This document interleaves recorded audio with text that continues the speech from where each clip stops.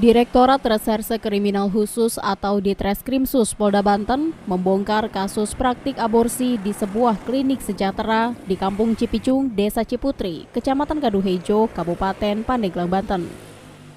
Dari pengungkapan tersebut, 3 orang ditetapkan sebagai tersangka dan digelandang ke sel tahanan Polda Banten. Ketiganya itu adalah NN yang berprofesi sebagai bidan, ER berprofesi sebagai perawat, dan RY yang merupakan pasien aborsi. Pengungkapan kasus berawal dari sebuah informasi yang berasal dari masyarakat.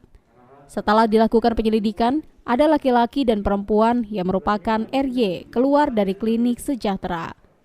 Petugas pun langsung menangkap RY dan melakukan interogasi. RY pun mengaku baru melakukan aborsi. Polisi pun langsung mendatangi klinik dan bertemu dengan NN serta ER. Saat melakukan penggeledahan, ditemukan gumpalan darah di wastafel yang merupakan janin yang berusia di bawah 3 bulan.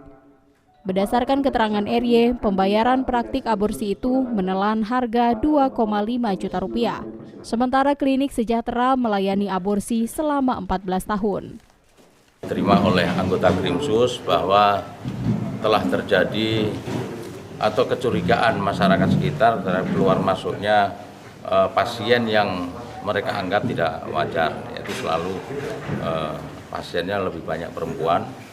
Kemudian diinformasikan kepada anggota kita kemudian melakukan pembuntutan terhadap salah satu pasien, ya.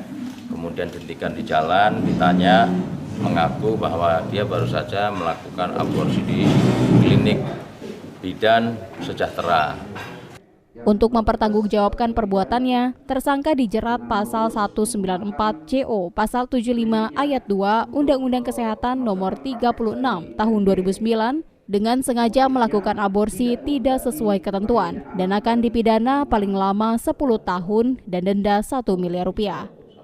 Selain itu, tersangka juga akan dijerat pasal 348 ayat 1 KUHP, CO pasal 55 ayat 1 KUHP tentang barang siapa yang sengaja menggugurkan atau mematikan kandungan seorang wanita tanpa persetujuan, diancam pidana paling lama 5 tahun. Sedangkan Ketua Rukun Tetangga di Kampung Cipacing, Desa Ciputri, Kecamatan Kaduhejo, mengaku tidak mengetahui apa yang telah dilakukan bidan tersebut. Warga setempat pun hanya mengetahui bidan tersebut melayani ibu hamil.